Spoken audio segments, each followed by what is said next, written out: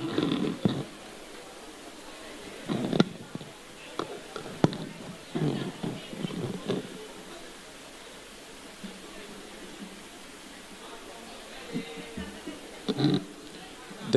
ஆகாதெனினும் முயற்சிதன் மெய்வருத்த கொளி தரும்.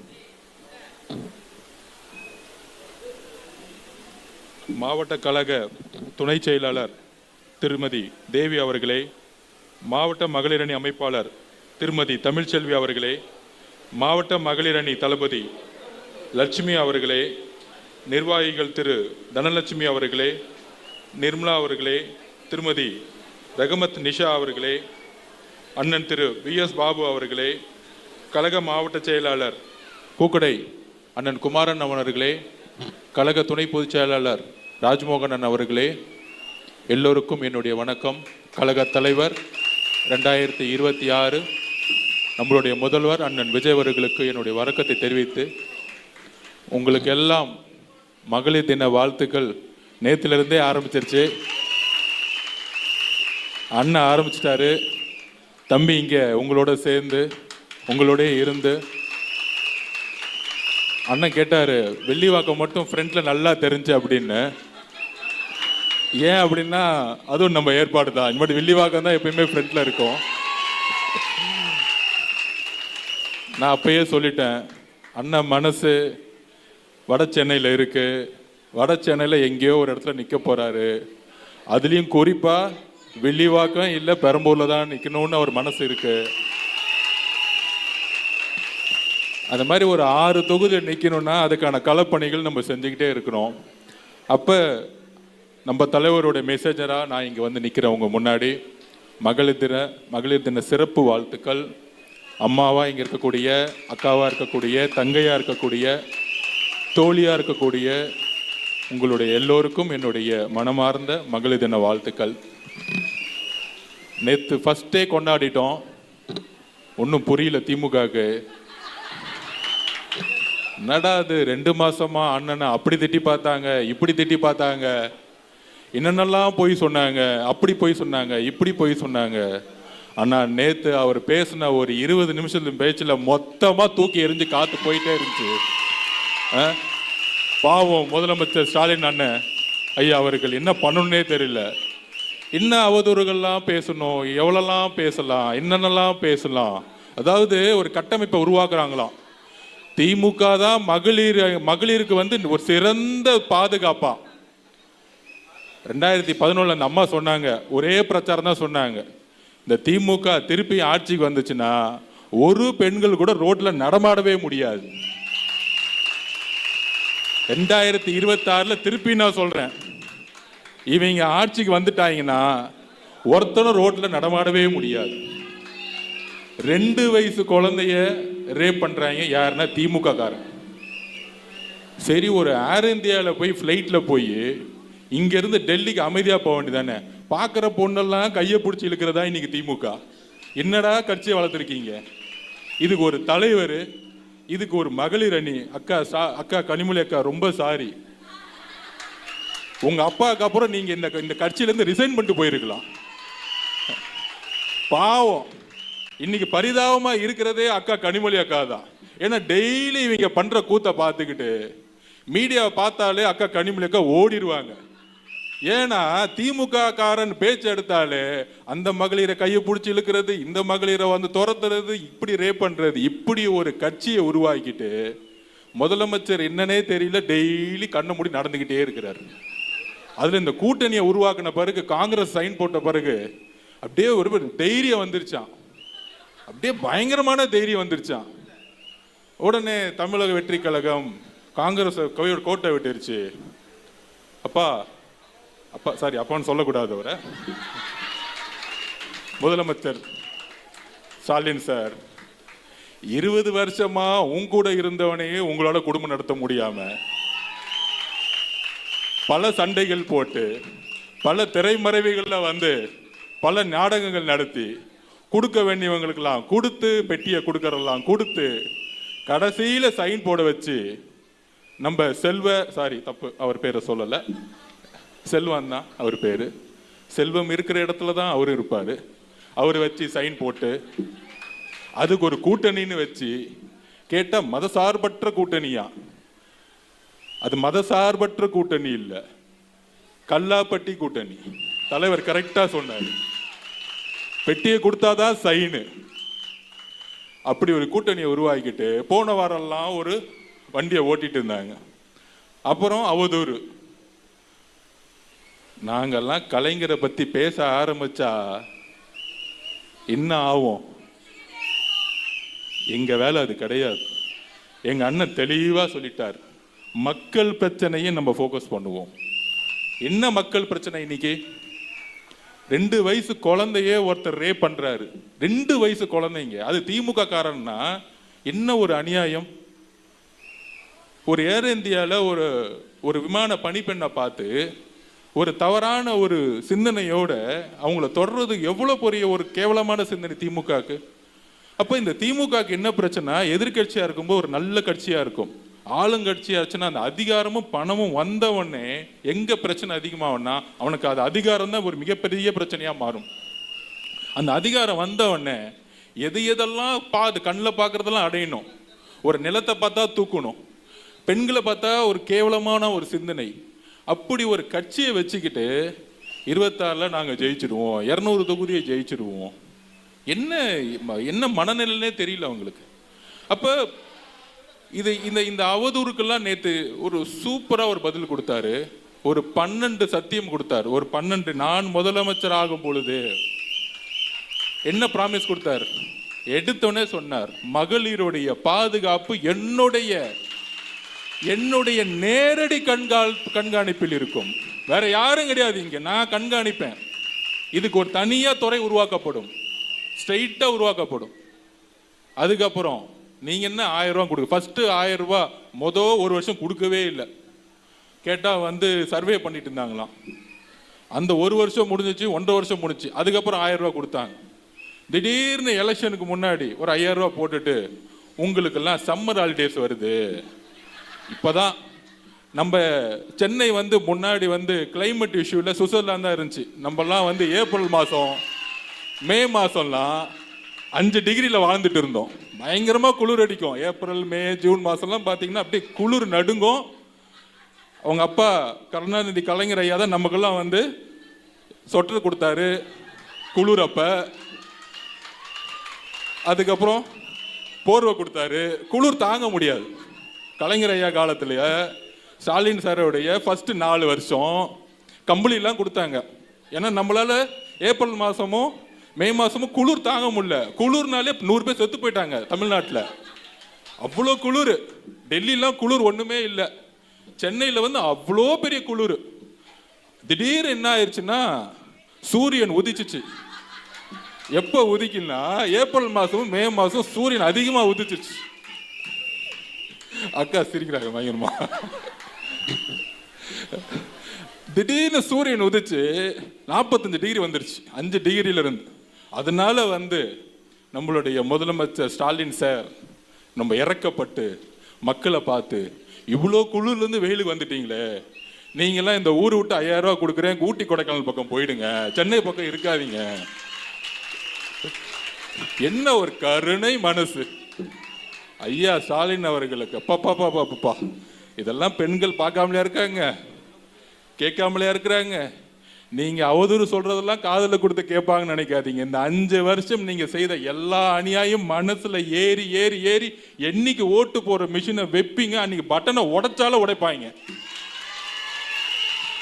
தேர்தல் கமிஷன் ஒரு ரிக்வெஸ்ட் கொடுத்துக்கிறேன், 1க்கு 2 மிஷினா வச்சுக்கோங்க. கோவத்துல விசில அமுக்க அமுக்க அமுக்க அமுக்க அந்த பட்டனே உடைஞ்சிரும்.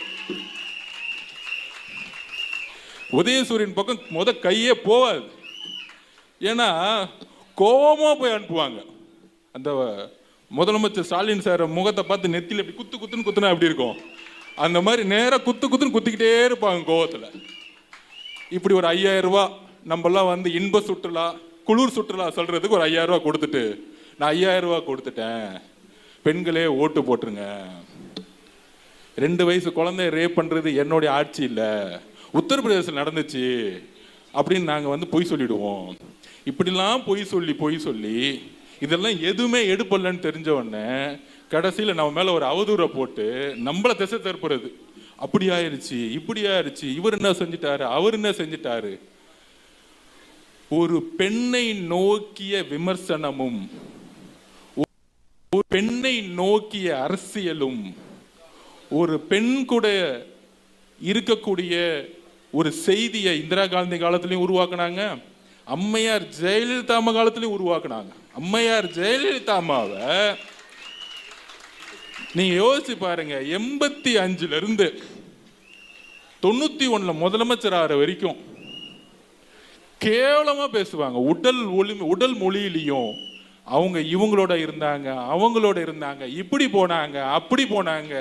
என்ன எவ்வளவா கேவலமா அம்மா ஜெயலலிதா அம்மாவை பேச முடியுமா எல்லாம் பேசி பார்த்தாங்க. ஆனால் மக்கள் என்ன தெரியுமா முடிவு பண்ணாங்க, எம்ஜிஆர் இறந்த பிறகு அந்த அம்மா தான் அதிமுகவுடைய பொதுச் செயலாளர் முடிவு பண்ணாங்க. எந்த சமூகம் ஒரு பெண்ணை பார்த்து உடல் மொழியை பார்த்து நீ அவங்க கூட போயிட்ட இவங்க கூட போயிட்டன்னு சொன்ன அந்த சமூகத்திற்கு தக்க பதிலடி கொடுத்த மண் இந்த தமிழக மண். அதற்கான பதில் என்ன தெரியுங்களா? 91ல மகன ஒரு தொகுதி கலைஞர் மட்டும் தப்பிச்சுக்கிட்டார். 232 தொகுதி அதிமுக ஜெயிச்சுட்டு போயிட்டே இருந்தாங்க. இதுதான் சொல்றேன்.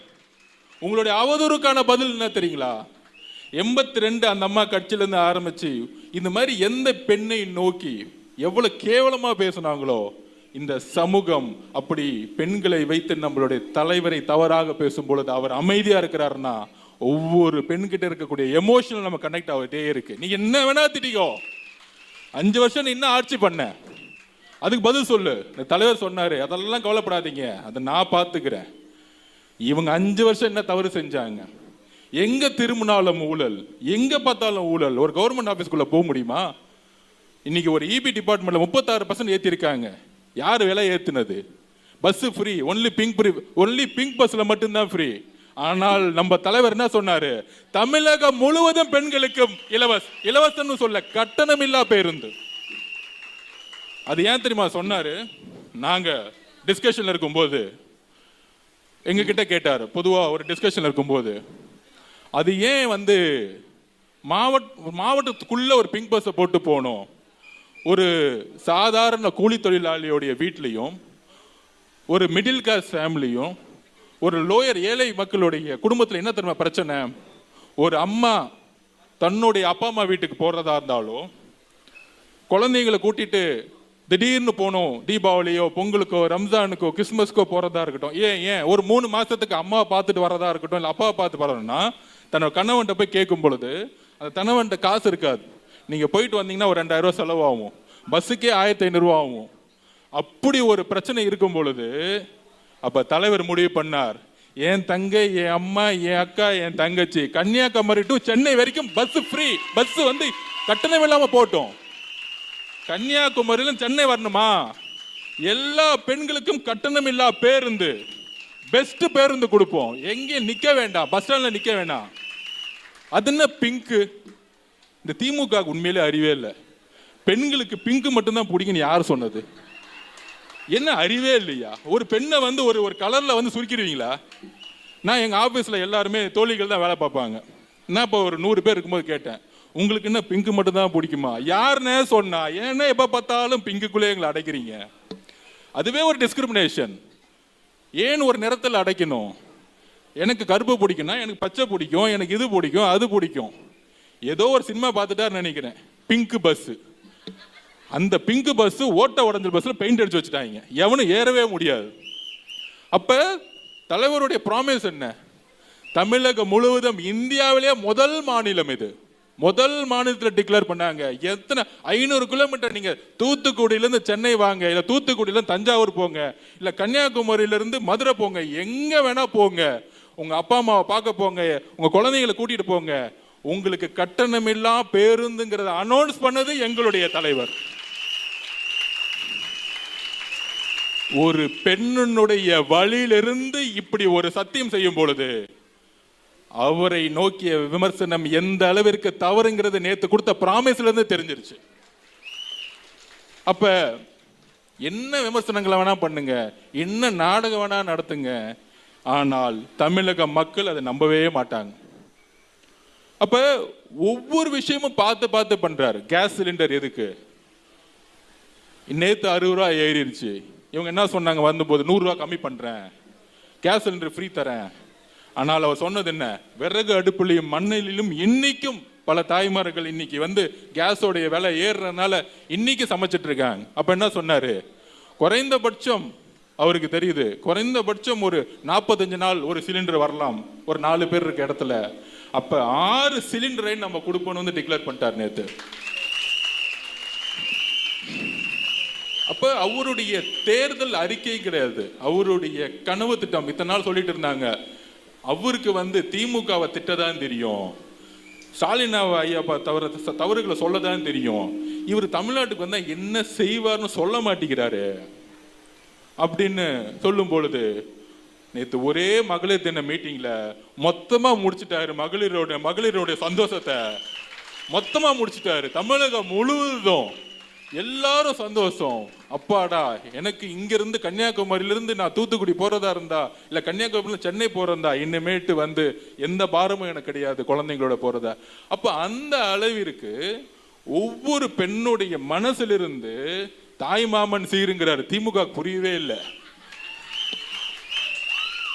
என்னடா திடீர்னு இப்படிலாம் சொல்லிட்டு இருக்காரு? அதான் உறவு. ஒரு குழந்தை பிறந்த உடனே நான் அரசு மூலியமா ஒரு மோதிரம் போடுறேன்னு சொல்றப்பாரு, அதுதான் தாய் மாமன் சீரு. இதுக்கு மேல என்ன வேணும்? அப்புறம் கல்யாணம் பண்ணா அம்மா ஃபர்ஸ்ட் ஒண்ணு பண்ணாங்க. அம்மா முன்னாடி தங்கத்துக்கு தாலின்னு ஒண்ணு கொடுத்தாங்க, அதை ஒழிச்சுட்டாங்க வந்தவொடனே. இவங்களுக்கு தான் நம்பிக்கையே இல்லையே. அப்ப யோசிக்கிறாரு, ஓகே நல்ல விஷயமாச்சே, ஏன் இதை செய்யல? அப்ப உடனே யோசிச்சு என்ன சொல்றாரு? 8 கிராம்னா 1 பவுன். ஒரு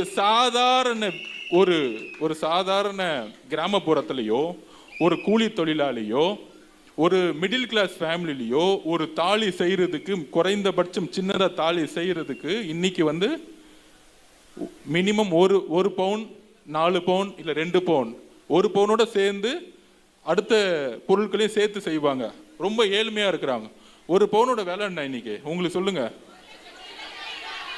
1,25,000 ரூபாய். உங்களுக்கு தெரியும், விலை வேற ஏறிக்கிட்டே இருக்கு.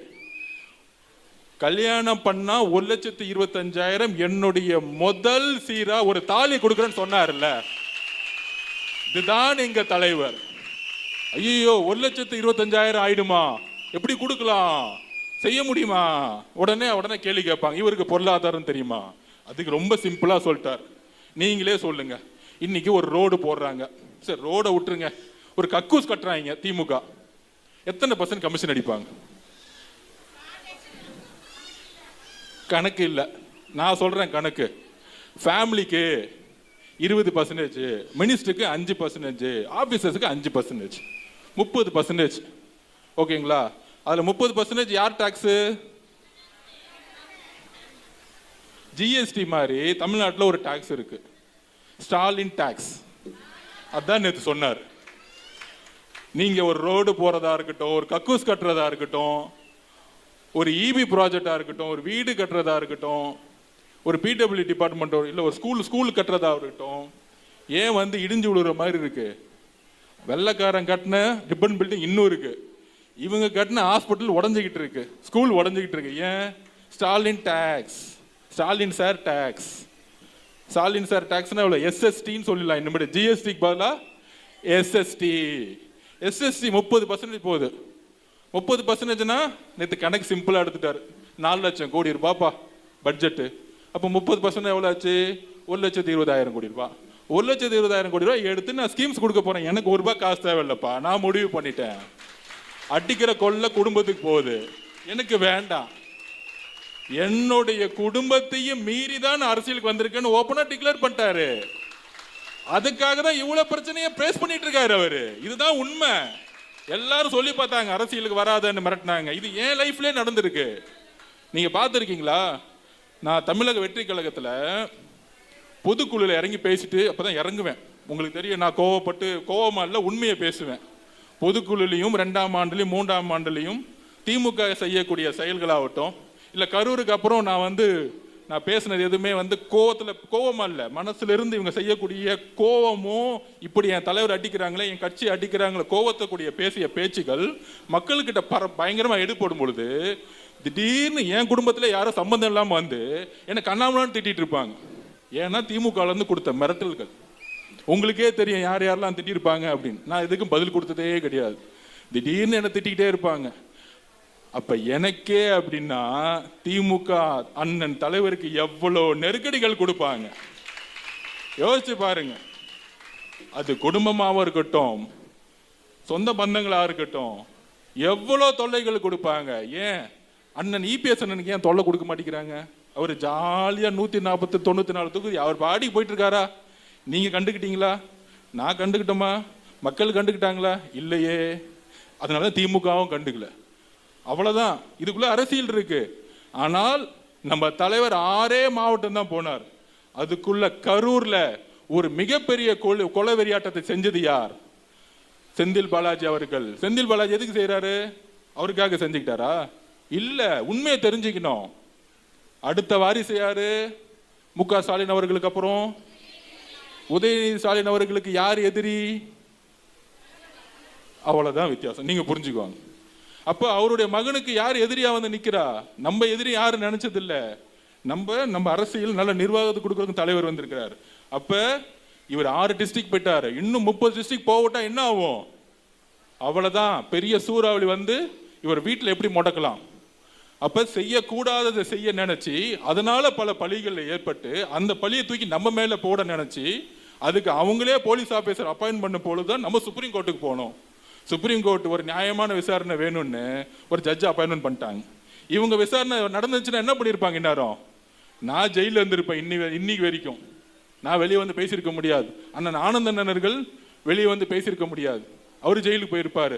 எல்லாரையும் ஜெயிலுக்கு போயிட்டு கரெக்டா பிப்ரவரி மாசம் இந்த 41 பேருக்கு நீ தான்ப்பா தப்புன்னு அவங்க போட்டாங்களே ஒரு நம்பர் கமிஷன். அந்த அம்மா காலையில 6 மணிக்கே வந்துட்டாங்க. நீங்க பாத்திருப்பீங்களான்னு தெரியாது. கரூர் அன்னைக்கு காலையிலே வந்துட்டாங்க. வந்து இது தப்பு அது தப்புன்னு அப்பயே பேச ஆரம்பிச்சிட்டாங்க.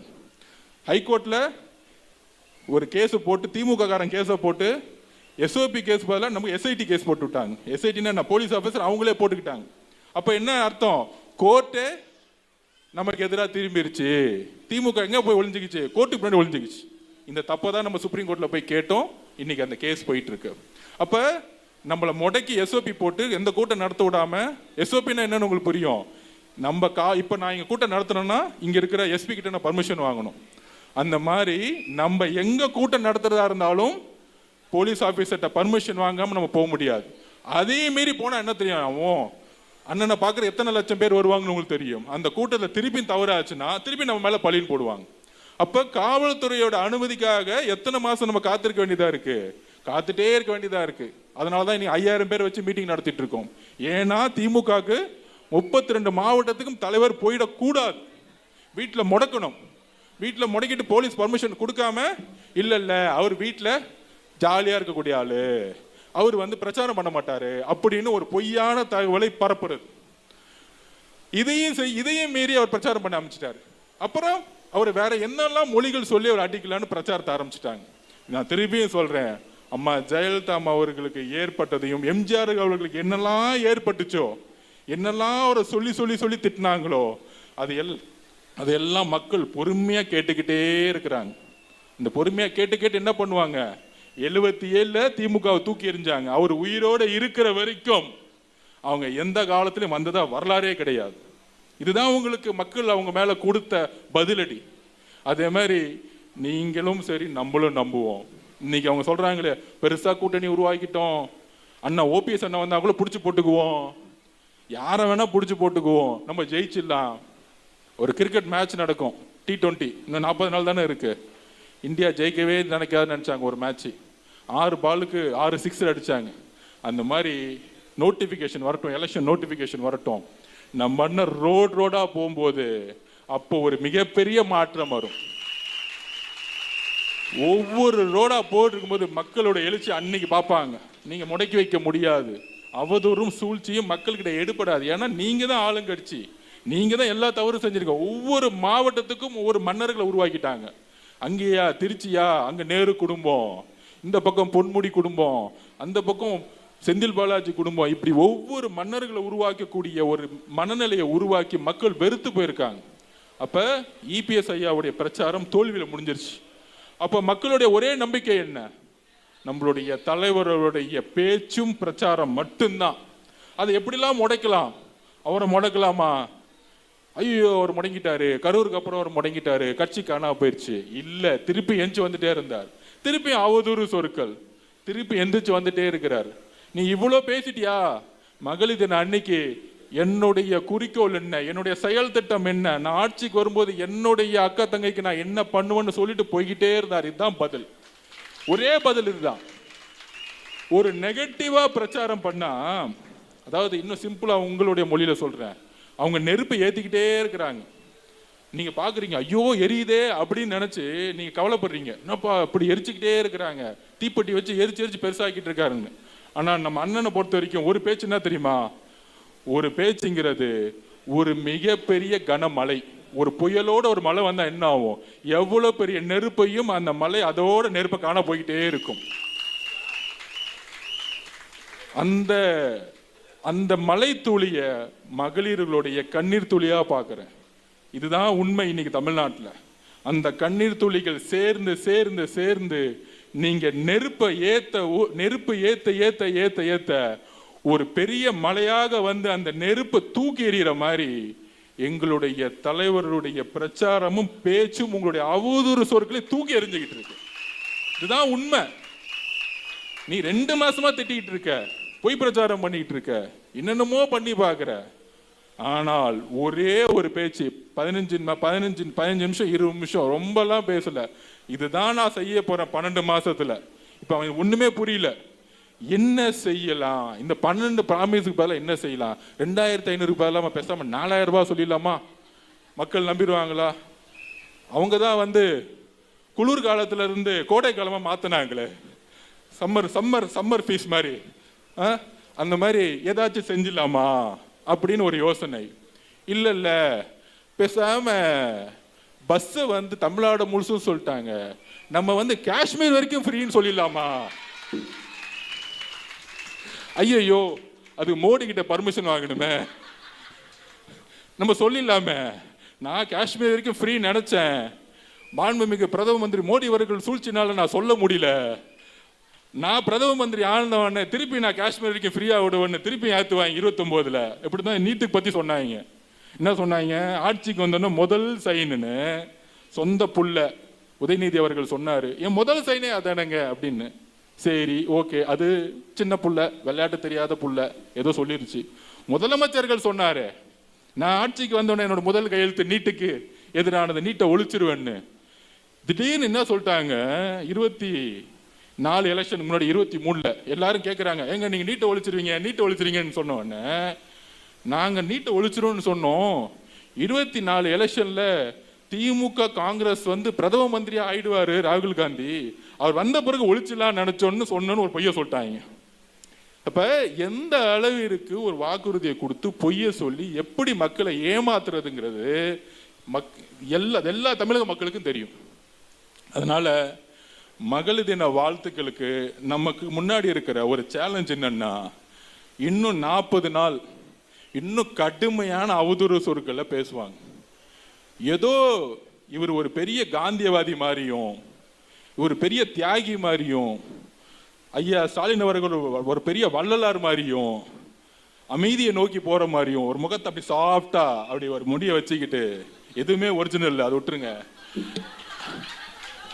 அப்படி வச்சுக்கிட்டு சாந்தமா இந்த அமைதிப்பட சத்யராஜ் பாருங்க, அப்படியே ஒரு வெள்ளை துளி போட்டுக்கிட்டு ஒரு வெள்ளை வெட்டி கட்டிக்கிட்டு பக்கத்துல ஒரு மணி மாதிரி, என்ன மணி, மக்கள் நம்மளை நம்புவாங்களா? நம்புவாங்களே. ஏன்னா வெள்ளை சட்டை வெள்ளை வேட்டி கட்டிட்டா நம்ம நம்புற மாதிரி கூட ஒரு 22 பேர் பெரிய கூட்டணி வச்சுக்கிட்ட மாதிரி. அந்த கூட்டணி இன்னும் கொஞ்ச நாள்ல பாத்தீங்கன்னா சர்க்கஸ்லாம் நடக்கும். இன்னைக்கு பிரேமலதா மேடம் திடீர்னு வந்தாங்க, ராஜ்யசபா சீட்டு கொடுத்து நிறைய தொகுதி கொடுக்குறாங்க. பாவம் நம்ம அண்ணன் திரும்ப அண்ணன் 4 வருஷமா தொங்கிட்டு இருக்காரு. கேட்டா 6 தொகுதி இல்ல 8 தொகுதி இல்லைங்கிறாங்க. இதுக்கு மேல ஒரு தலித் தோழர்களுக்கு என்ன அவமானம் வேணும்? இந்த மாதிரி பல அவமானங்களை திமுக கண்டிப்பாக கொடுக்கும். கூட்டணி கட்சி இருக்கவங்க ஒருத்தனுங்களுக்கும் ஒன்று சேராது.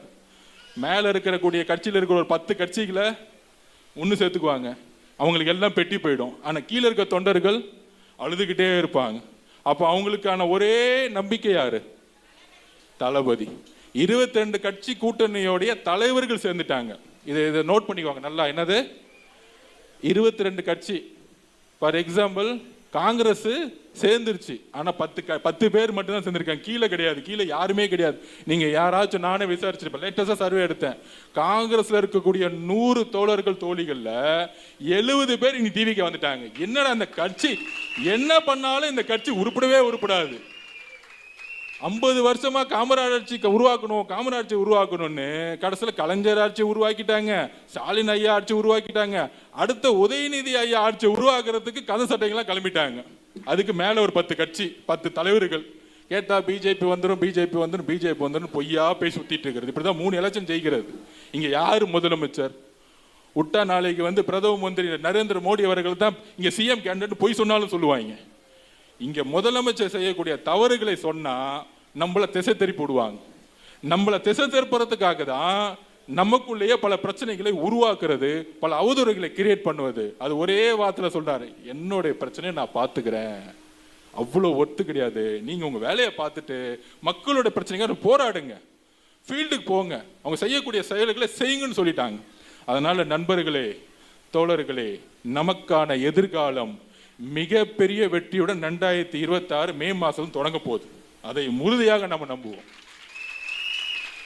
என்ன ஆனாலும், நான் திருப்பியும் சொல்றேன், என்ன ஆனாலும், இந்த வார்த்தையை நல்லா எழுதி வச்சுக்கோங்க, என்ன ஆனாலும் திமுக 2வது முறை ஜெயிச்சதா வரலாறே கிடையாது. மக்கள் தூக்கி எறிவாங்க. அது 20 கட்சியா இருக்கட்டும், 22 கட்சியா இருக்கட்டும். அதுக்கு நான் திருப்பி சொல்வேன், 2011 கலைஞர் உருவாக்கின கூட்டணி உங்களுக்கு தெரியுமான்னு தெரியாது. கலைஞர் உருவாக்கின கூட்டணி யார் தெரியுமா இருந்தாங்க? காங்கிரஸ் இருந்தாங்க கூட, பிஎம்கே இருந்தாங்க, விசிகே ஒன்னா இருந்தாங்க, 2 பேரும் பிரிஞ்சிருக்காங்க, அப்ப ஒன்னா இருந்தாங்க. இவ்வளோ பெரிய கூட்டணி நீங்க அப்ப கால்குலேஷன் பண்ணீங்கன்னா 45% கிராஸ் பண்ணும். ஆனா மக்கள் என்ன முடிவு பண்ணாங்க? எதிர்கட்சியா கூட ஆகல திமுக 2011. இந்த டிவி, சோசியல் மீடியா, இந்த வாட்ஸ்அப்பு, இதை வச்சு நம்ம பார்க்கறதெல்லாம் அவதூறா, ஐயோ இது நடக்குமா நடக்காதா அப்படின்னு ஒரு அவதூறு உருவாக்கிட்டே இருப்பாங்க. இல்லை குறைந்தபட்சம் உங்கள் வீட்டுக்கு வந்து ஒரு 10,000 ரூபா கொடுத்து நீங்கள் வந்துடுங்க, இவங்க ஜெயிக்க மாட்டாங்க, வாழ்க்கை ஃபுல்லாக பார்த்துக்கோன்னு சொல்லுவாங்க, பொய்யா சொல்லுவாங்க. இந்த பொய்களை தூக்கி எறிந்து ஒரே ஒரு உண்மை நம்ம கிட்ட இருக்கு. நான் எப்பயும் திருப்பி நிறைய இடத்துல பதிவு பண்ணுவேன். ஏன் எம்ஜிஆர் 77 ஜெயிச்சார்?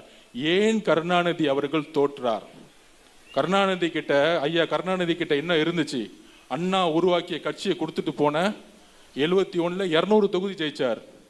72 77 வரைக்கும் 200 எம்எல்ஏ கட்சி, மிகப்பெரிய ஒரு பெரிய கட்சி திமுகங்கிற கட்சி. எம்ஜிஆருக்கு ஒண்ணுமே இல்லை, வெளியே வந்தார், தனியா வந்தார், கூட ஒரு 100 பேர் வந்தாங்க. ஆனா 77 எம்ஜிஆர் ஜெயிச்சார். மக்கள் ஏன் ஜெயிக்க வச்சாங்க? ஐயா கருணாநிதி அவர்கள்ட்ட பணபலம் இருந்துச்சு, கட்சி இருந்துச்சு. நீங்க சொல்றாங்களே கட்சி இருக்கா, கட்டமைப்பு இருக்கா, பணம் இருக்கா, இதெல்லாம் ஐயா கருணாநிதி கிட்ட அப்ப இருந்துச்சு. ஒன்னே ஒண்ணு இல்லை. நீங்க சொல்லுங்க பாப்பா, என்ன இல்லைன்னு? உண்மை இல்லை. கலைஞர் கருணாநிதி கிட்ட மக்கள் என்ன பார்த்தாங்க? எம்ஜிஆர் உன் கூட தானப்பா இருந்தாரு, உன்னை முதலமைச்சர் ஆக்குறதுக்கு எவ்வளவு கஷ்டப்பட்டாரு. 71 200 தொகுதி ஜெயிக்கும் போது நீங்க 2 பேரும் சேர்ந்தான பிரச்சாரம் பண்ணீங்க. கடைசியில் அவரை தூக்கி வெளியே போட்டிய, அதிகாரம் வந்தவொடனே, பணபலம் வந்தவொடனே அந்த மனுஷனை போட்டு இவ்வளோ அடிக்கிறியே. கட்சிக்காரங்க கூட்டம் போட்டா போலீஸ் வச்சு அடிக்கிறியே. சினிமா படத்தை ரிலீஸ் பண்ண உடலையே. அவரை பர்சனலாகவும் ஒரு தன்னுடைய குடும்பத்தை வச்சு அசிங்கமா பேச வச்சாங்களே. இதெல்லாம் இப்ப மட்டும் நடக்கல, எம்ஜிஆருக்கு நடந்துச்சு. இதெல்லாம் குடும்பமா அவங்க ஃபாலோ பண்ணக்கூடிய எத்திக்ஸ் இல்ல, மெத்தட்ஸ். அதெல்லாம் அவங்களுக்கு எத்திக்ஸ்னால என்னன்னு தெரியாது. அப்ப மக்கள் பார்த்து அவர் எம்ஜிஆர் அவர்களை தேர்ந்தெடுத்தாங்க. தேர்ந்தெடுக்கும் பொழுது கலைஞருக்கு புரியல, எம்ஜிஆர் அவர்களுக்கு தமிழே பேச தெரியாது அப்படின்னு பேசினாங்க, மலையாளின்னு பேசினாங்க, அவருக்கு என்னென்னமோ பர்சனலா கேவலமா பேசினாங்க. கட்சி கட்டமைப்பு இல்ல, பணம் இல்ல, இவரை நம்பி யாரு போவா, இவர் உருவத்தை பாரு, திருப்பி கேரளாக்கே ஓடிடுவாரு, இதையெல்லாம் தாண்டி எம்ஜிஆர் ஜெயிக்கும் பொழுது அன்னைக்குதான் மக்கள் ஒரு பாடம் எடுத்தாங்க திமுக கிட்ட. நீங்கள் எப்பெல்லாம் உண்மையா இல்லையோ மக்கள் உங்களை தூக்கி எறிவார்கள் என்கிற உண்மையை கலைஞருக்கு சொன்னாங்க. அதே மாதிரி அவருடைய வாரிசு மு.க. ஸ்டாலின் அவர்கள் ஐயா அவர்கள், நீங்க எல்லா பணபலமும் இருக்கு, வசதி இருக்கு, உங்ககிட்ட பெரிய கட்டமைப்பு இருக்கு, ஆனால் தமிழக மக்கள் 2021 உங்கள் ஓட்டு போட்டு தேர்ந்தெடுத்தது நேர்மையான ஆட்சி, பெண்களுக்கு பாதுகாப்பு, தன்னுடைய குடும்பத்திற்கு முக்கியத்துவம் கொடுக்காம இருக்கிறது, வாரிசு ஆட்சி உருவாக்காம இருக்கிறது. இதெல்லாம் அவர் பேசினாரு. அந்த எலெக்ஷனுக்கு முன்னாடி சன் டிவி மீட்டிங்ல எல்லாம் பேசினாரு. அப்ப இந்த அளவிற்கு மக்கள் எதிர்பார்ப்போட ஓட்டு போடும் பொழுது அதுல ஒண்ணு கூட செய்யாம வெறும் வெற்று விளம்பரங்களும் கூட கூட்டணின்னு ஒரு 10 தலைவரை வச்சுக்கிட்டு சும்மா பிஜேபி வந்துரும் முதலமைச்சர் தேர்தலில் ஒரு பொய்யான கற்பனை கதைகளை உருவாக்கி 3 தேர்தல எலெக்ஷன்ல ஜெயிச்ச மாதிரி ஏன் இப்ப ஜெயிக்க முடியாதுன்னா, அப்ப எதிர்கட்சியில உங்களுக்கு இபிஎஸ் இருந்தாரு, இப்பொழுது எங்கள் அண்ணன் தலைவர் விஜய் அவர்கள் உங்களை எதிர்த்து நிற்கிறார். அப்படி ஒரு சக்தியை நீங்க பார்க்க முடியல. அந்த பயம்தான் டெய்லி அவதூறுகளை நீங்க பரப்பிட்டு இருக்கீங்க. அந்த அவதூறுகளை எப்படி எம்ஜிஆர் அவர்கள் எதிர்கொண்டு 1977 வெற்றி பெற்றாரோ, அதே மாதிரி அம்மா அவர்கள் எப்படி 1991 வெற்றி பெற்றார்களோ, 2026 தமிழகத்தின் முதல்வராக எங்களுடைய தலைவர் முதலமைச்சர் யாராலையும் தடுக்க முடியாது என்பதை உறுதியுடன் இன்னைக்கு மகளிர் தின வாழ்த்துக்களுடன் ஒரு உறுதிமொழியோட உங்களோட சொல்லி, தேர்தல்ல நம்மளுடைய பணி எப்படி இருக்குன்னா, நான் திருப்பி சொல்லிட்டே இருப்பேன், நம்மளோட தோழர்கிட்ட வில்லிவாக்கம் மட்டும் 234 தொகுதியும் வீடு வீடா பிரச்சாரம் போடும் பொழுது நம்மளுடைய கட்சியோட கட்டமைப்பு எங்க இருக்கு? பெண்கள் தான் கட்டமைப்பு, நீங்க தான் ஆண்கள்லாம் அதுக்கு அப்புறம் தான். இது பின்னாடி திமுக திடீர்னு ஒரு 1000 பேர் வேட்டி கட்டிட்டு வருவான். டிவிக்குன்னா ஒன்லி சேலை கட்டிக்கிட்டு அக்காக்களும் தங்கைகளும் எல்லாம் ஓடி வருவாங்க. இந்த மாதிரி ஒரு கட்சி தமிழ்நாட்டுல எங்கேயுமே இன்னைக்கு இல்ல. அந்த அளவுக்கு அதை உடைக்கிறதுக்கு தான் இவ்வளவு கேவலமான வேலையை பண்றது. அப்ப இன்னைக்கு வேட்டி போய் அக்காக்கள் ஃப்ரண்ட்ல வந்துட்டாங்க, நீங்க முன்னாடி போங்க, நாங்க வேட்டி கட்டிக்கிட்டு பேண்ட் போட்டு உங்க பின்னாடி வரோம். இதுதான் மகளிர் தினத்துடைய தலைவருடைய மெசேஜ், எங்களுடைய உறுதிமொழி. அதனால நீங்க போங்க, ஒவ்வொரு வீட்டுக்குள்ள நீங்க போகும்போது ஆசையா திறப்பாங்க, டிவி கேல இருந்து வந்துட்டாங்க அக்கான்னு. திமுக காரன் வேட்டி கட்டிட்டு போகும்போது ஓட துரத்துவாங்க. இது எனக்கு தெரியும். ஒவ்வொரு வீட்டுக்குள்ள நீங்க போகும்போது அதனால புதுசா ஒரு புரட்சி உருவாக்கும். அண்ணன் வேற நேத்து சொல்லிட்டாரு, பட்டு புடவை கொடுக்கப்படும் அண்ணன் சீரா. உடனே ஒருத்தன் டிவில பேசுறான், என்னங்க ஸ்கீம் இது?